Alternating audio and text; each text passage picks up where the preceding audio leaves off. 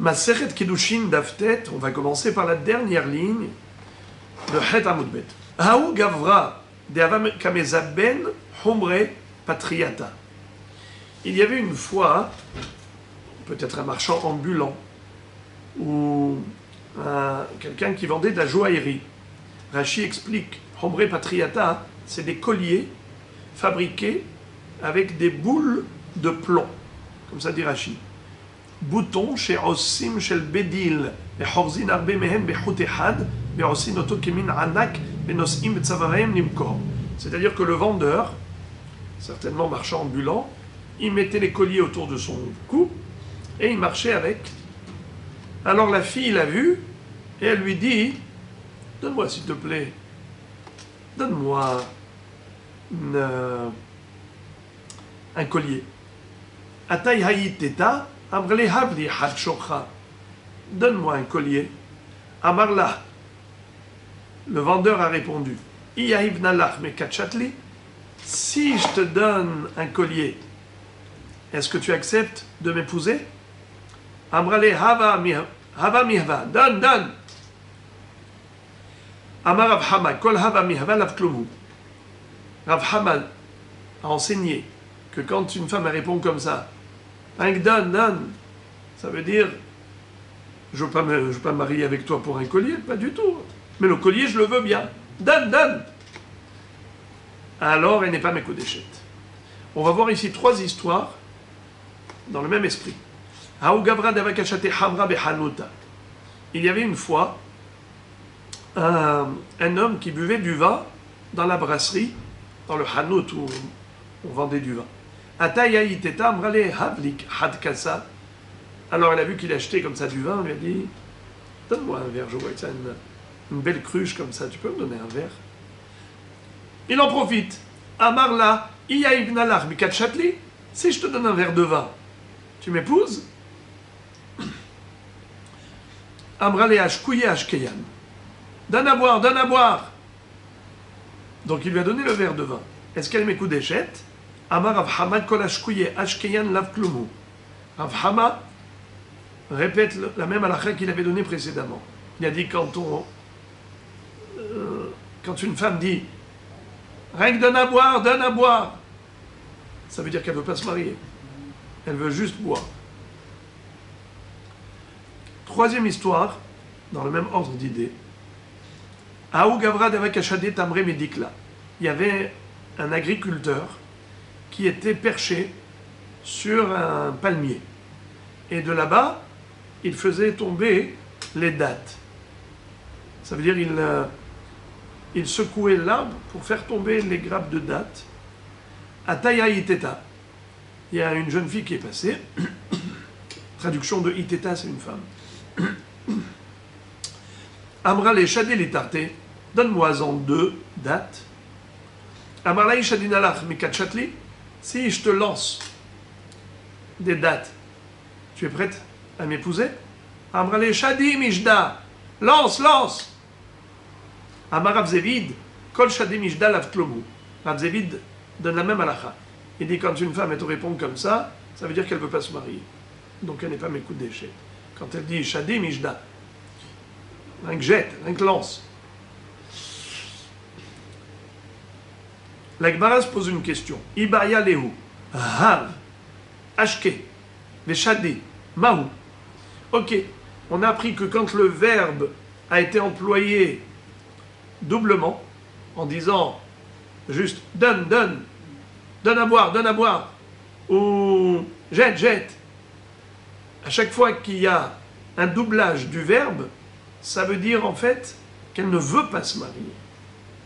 Mais la question se pose si elle répond avec courtoisie, donne, lance. Alors peut-être que ça veut dire une approbation.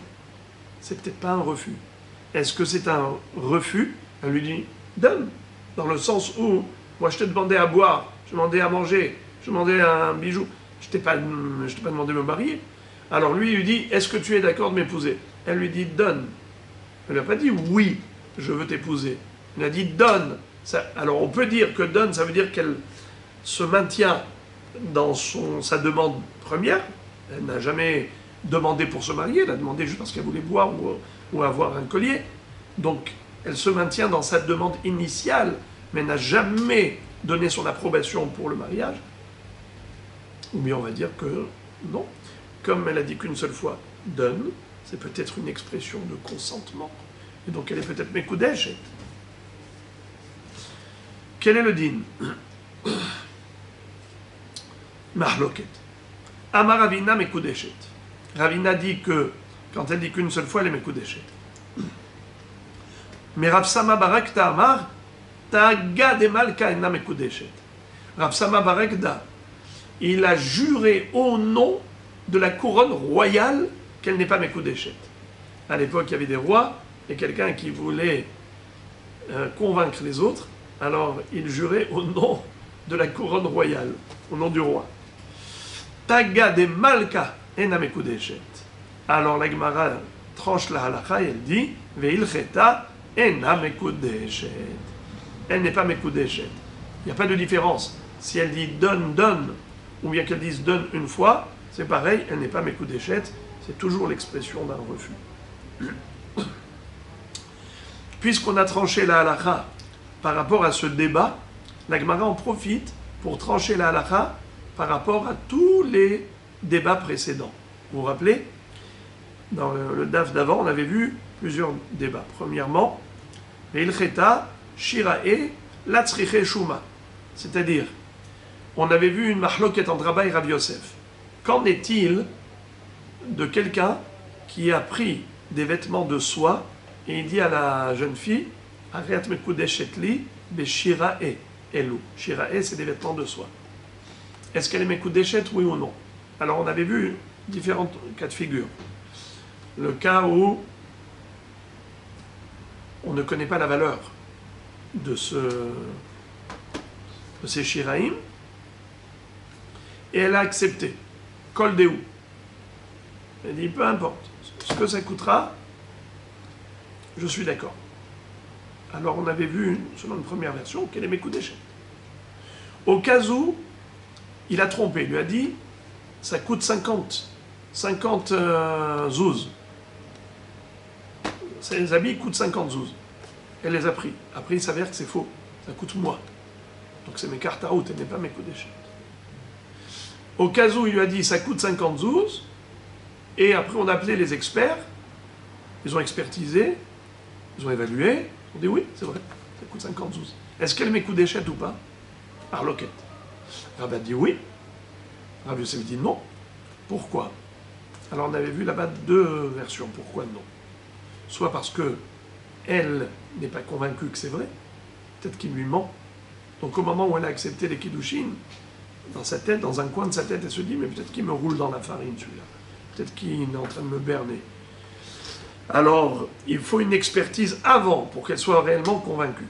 Là on dit qu'elle est Mekudeshet. Sinon non.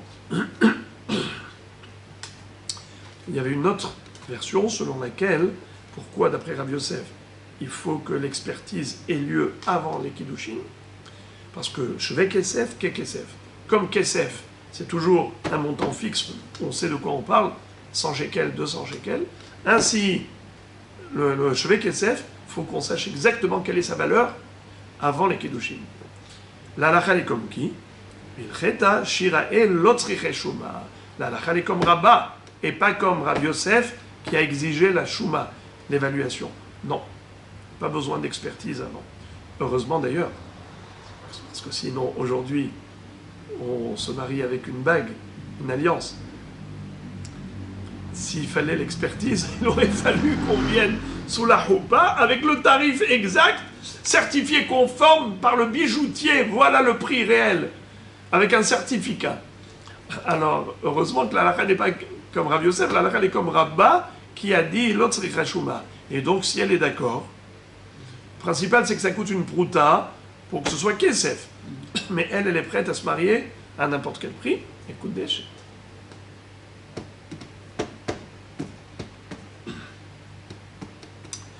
Ve'ilcheta, qui est Rabbi Elazar. Et la halakha est comme Rabbi Elazar à propos de quel débat? Qu'est-ce qu'avait dit Rabbi Elazar? C'était concernant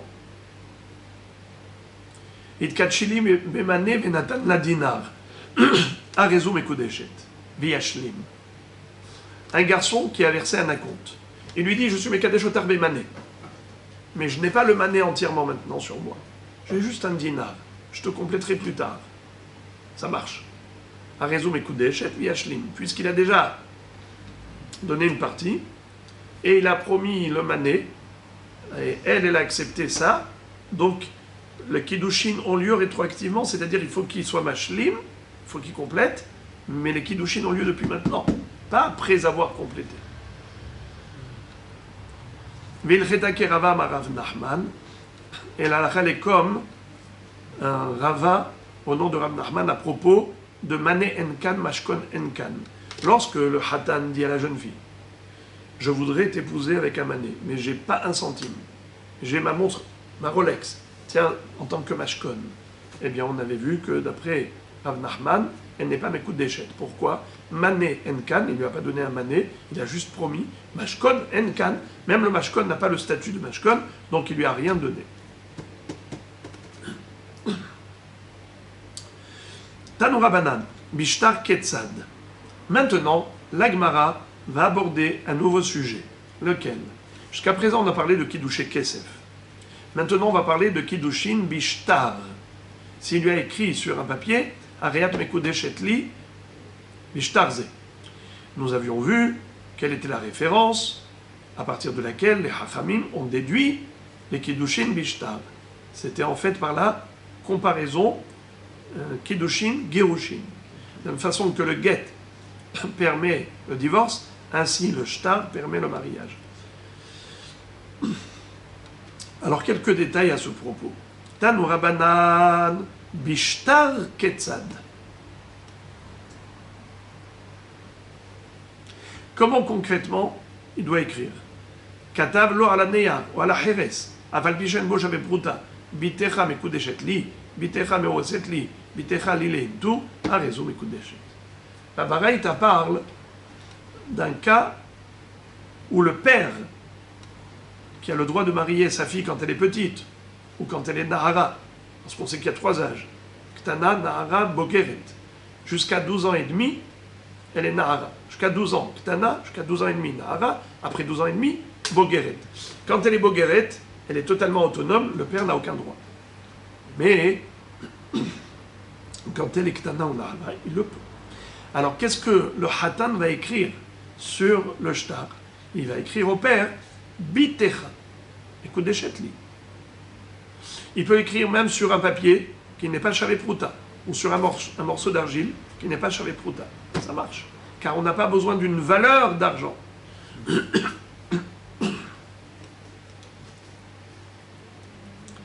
Arezo Mekudeshet. Matkif la Rabbi Zera bar Mamal. Rabbi Zera bar Mamal s'étonne et il dit Halodami haishtara l'ishtar zvine. Hatam mocher kotev lo sadi mechor alecha. Acha baal kotev bitra mekudeshet li. Il dit je comprends pas. On a bien comparé la femme au champ. Et quel est le din, n'est-ce pas? On avait vu d'où on apprend Kiddushin Kesef, du sadé d'Avram Avinu, qui a misde Ephron. Comme Avram Avinu a acheté le champ de Ephron avec du Kesef, il n'a pas écrit Natati Kesef Asadé Kah Mimeni. Même à propos de la femme, il est écrit qui Kah Ish Isha. Eh bien, on peut acquérir une femme avec de l'argent. Shtar. Une femme, on a dit, elle peut être acquise également avec le shtar. Comment? Viyatsa ve'aïta. Comme le divorce se fait avec un get, ainsi kiddushin peuvent se faire avec un shtar. Mais la question est de savoir qui écrit le shtar de la vente d'un champ. Est-ce que c'est l'acheteur qui écrit « J'achète ton champ m'est vendu » ou bien est-ce que c'est le vendeur qui écrit « Mon champ t'est vendu » Eh bien, c'est le vendeur. Alors pourquoi est-ce qu'ici c'est l'acheteur? Pourquoi est-ce qu'ici c'est le Hatan qui écrit le shtar en disant « Bitecha mekudeshet li » Normalement, c'est le père qui devrait écrire « Biti mekudeshet lecha » Et donc ce serait le père qui donnerait le shtar au Hatan. comme pour un champ. Amarava, Rava répond, Hata me'inyana dikra, dacha me'inyana dikra. En fait, il faut se référer au psukim. Atam ktiv umachar me'achuzato, ba mocher talarahamana. Qu'est-ce qui est écrit à propos du champ, qu'on appelle une achuza, un domaine? Eh bien, il est écrit dans la Torah, umachar me'achuzato. Il a vendu une partie de son domaine. Donc la Torah, elle a parlé du vendeur. Donc c'est à lui d'écrire le shtar. Sadi mechura lecha. Mon champ t'est vendu. Raktiv ki ikach babal talarahamana. Ki ikach ish isha. La Torah, elle a parlé du mari qui acquiert sa femme.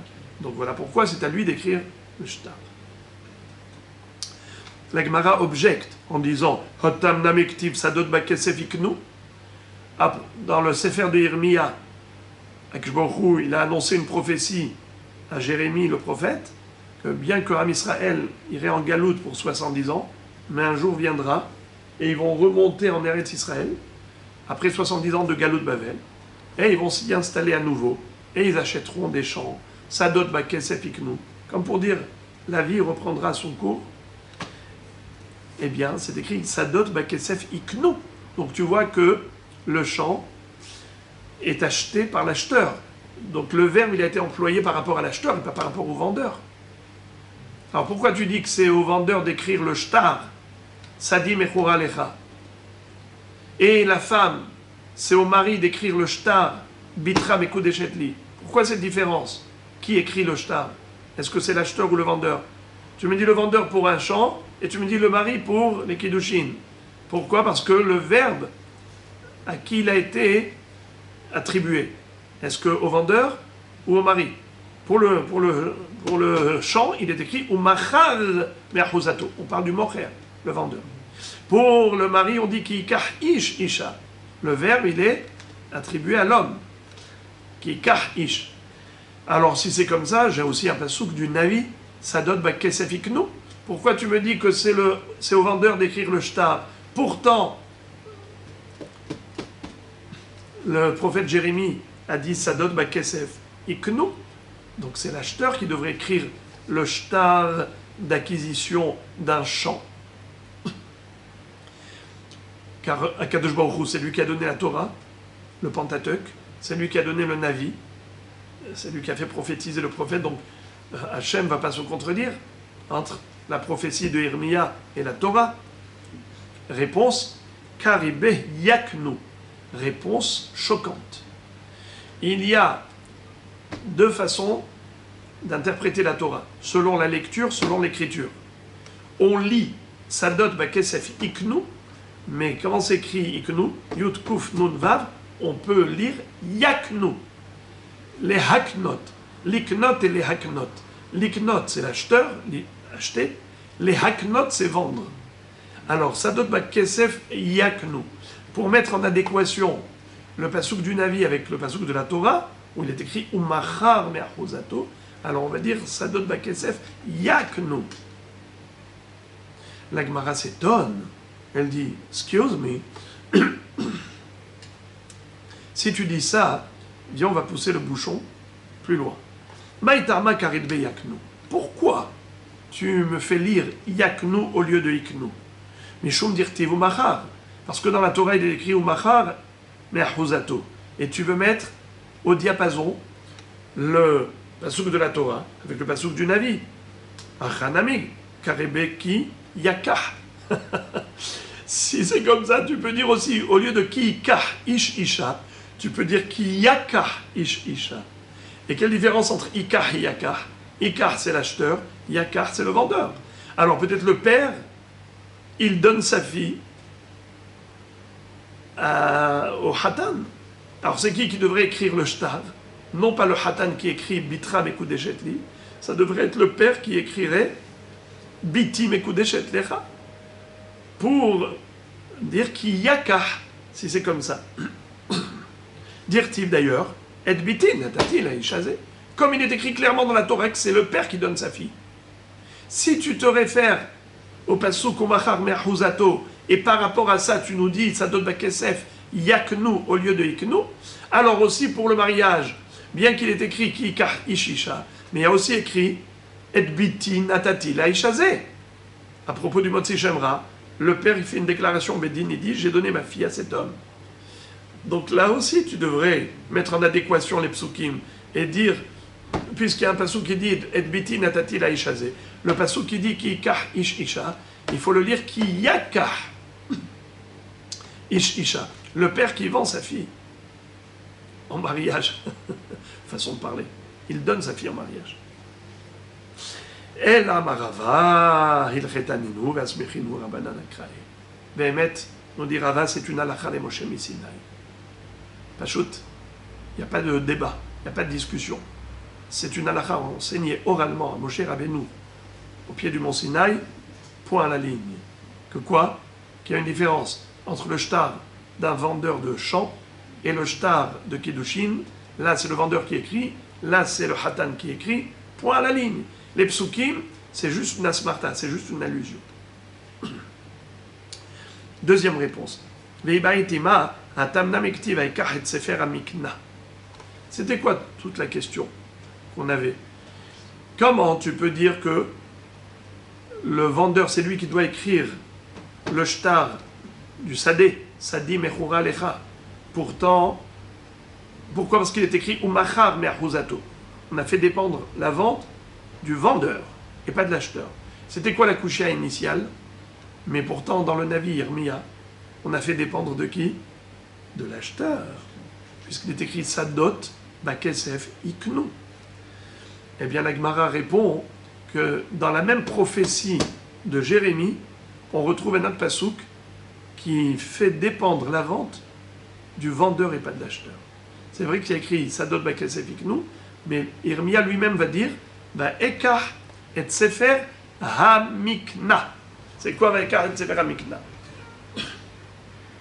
Kadosh Baruch Hu a dit à Irmia Navi, pour concrétiser cette prophétie, comme quoi un jour il y aura un retour en Israël et le commerce d'immobilier reprendra sa vitesse de croisière, eh bien, il lui dit, toi-même, tu vas aller acheter. Toi-même, tu vas aller acheter un champ. Chez qui? Chez ton oncle. Comment il s'appelait? Hanam El. Il habitait la ville de Anatot. Alors, il lui a dit, va à Anatot et tu vas acheter un champ chez ton oncle Hanam El. C'est ce qu'a fait Irmia Navi. Évidemment, il s'est exécuté et il est écrit, va ekach et sefer hamikna. Et j'ai pris le livre de la vente. C'est-à-dire, qui a donné le shtar de vente? Qui a donné à qui? Vaikach et Sefer Hamikna. Jérémie lui-même raconte qu'il a reçu le Sefer Hamikna de son oncle Hanam El. Donc c'est qui a écrit le shtar de vente? Le vendeur. Alors il n'y a plus de problème, puisque bien que c'est écrit Sadot Bakesef Iknu, mais les shtar, c'est le vendeur qui vend le. Ok. C'est la deuxième réponse. Encore. Ve'amar Rava Marav Nachman katablo ala neyar ou ala cheres abal pishen bo shave prutra. Bitra mekudeshet li, bitra meroset li, bitra li leintu, ben al yedei avia, ben al yedei atzma, mekudeshet midato, vehu shelo bagra. La baraïta maintenant. Non, excusez-moi. C'est Rav Nachman, c'est pas une braïta maintenant. Maintenant, c'est Rav Nachman, relaté par son élève Rava. Qu'est-ce qu'il dit? Il dit, si le Hatan a écrit à la Kala, pardon, au père de la Kala, il lui a écrit sur un papier, ou même sur un morceau d'argile, même s'il ne vaut même pas une prouta, il lui a écrit Bitra Mekudeshetli, ou bien Bitra Merosetli, ou bien Bitra Lileintu. Ben al yedei avia, ben al yedei atzma Mekudeshet midato.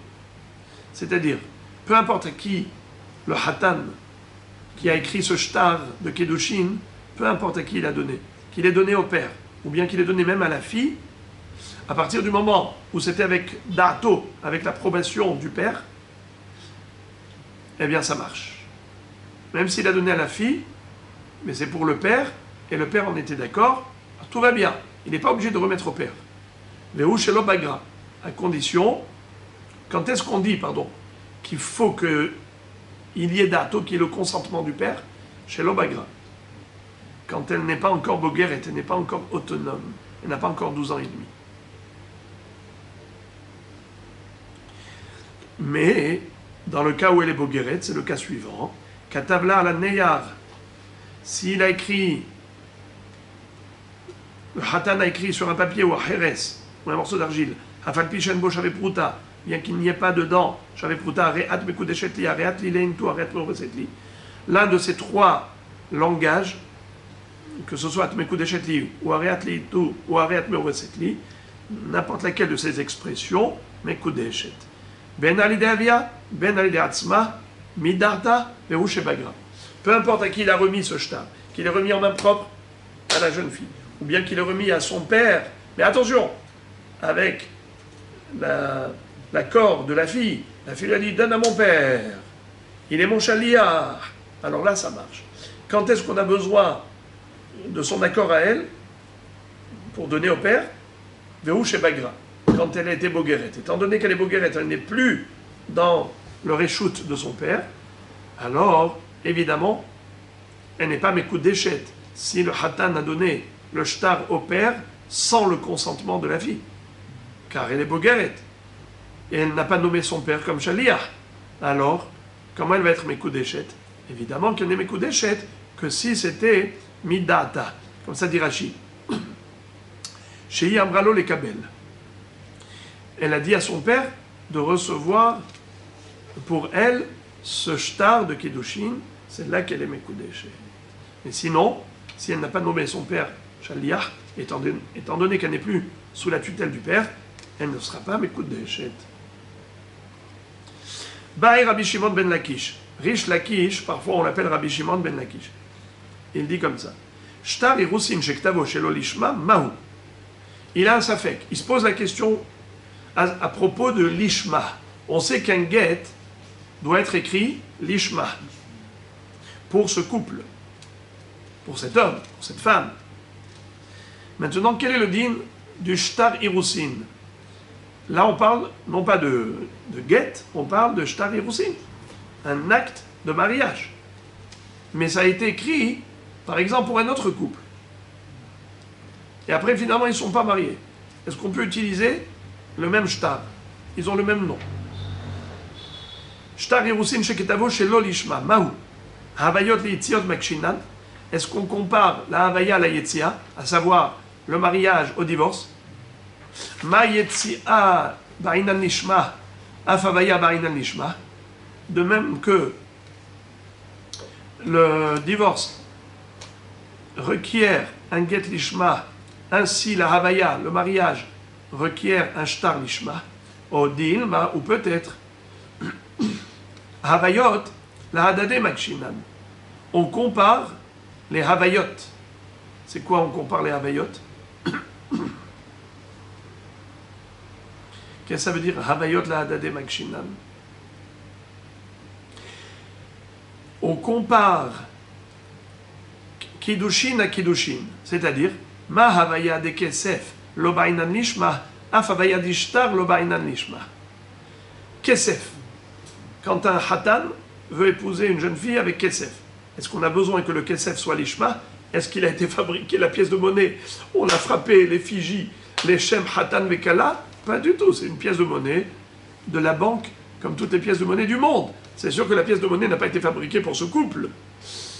Pas besoin de l'ishma. Alors, de la même façon que Kiddushe Kesef, pas besoin de l'ishma, ainsi le shtar n'a pas besoin d'être écrit l'ishma. Donc, je répète le safek. Est-ce que le shtar de Kiddushin doit ressembler au get, ou bien le shtar de Kiddushin doit ressembler au Kesef? Kesef Kiddushin. Si on dit que ça doit ressembler au get, alors comme le get requiert l'ishma, ainsi le shtar Kiddushin. Mais si on compare Kiddushe shtar et Kiddushe kesef, pas besoin de l'ishma. Rish Lakish, Batar debaya, Hadar pashtar. Avaya litzia makshinan, Damakra v'yatsa ve'aita. Après avoir eu cette interrogation, où il s'est posé la question, est-ce qu'il faut comparer à Kiddushin ou comparé à Girushin, il est arrivé à la conclusion qu'il faut comparer à Girushin. Havaya liitzia makshinan. De'amarkra viatza ve'aita. Dans le pasuk Parashat Kitetse, il est écrit comme ça. Ki yikach ish isha ub'ala ve'yam lo timtza chen be'inav ki matzava erba davar ve'katav la sefer kiritut ve'natan biyada ve'shilecha mi beto viatza ve'aita le'ish acher. Donc nous voyons qu'il est écrit ici ve'shilecha mi beto et ensuite ve'yatza ve'aita le'ish acher. Donc Havaya et Yetzia ve'yatza mi beto ve'alcha ve'aita le'ish acher. Dans le sens où la Torah a comparé la Havaya à la Yetzia. Havaya, c'est le mariage. Yetzia, c'est le divorce. D'où on apprend le din de Shtar? C'est du din de Get. C'est comme ça que Rashi explique la réponse de Rish Lakish. Yatsa ve'aita, she'are ikar, she'ashtar kone be'isha, mikan lamadnu. D'où on a appris le din de Shtar dans Kiddushin? C'est du Shtar de Girushin. Donc ils doivent avoir forcément les mêmes critères.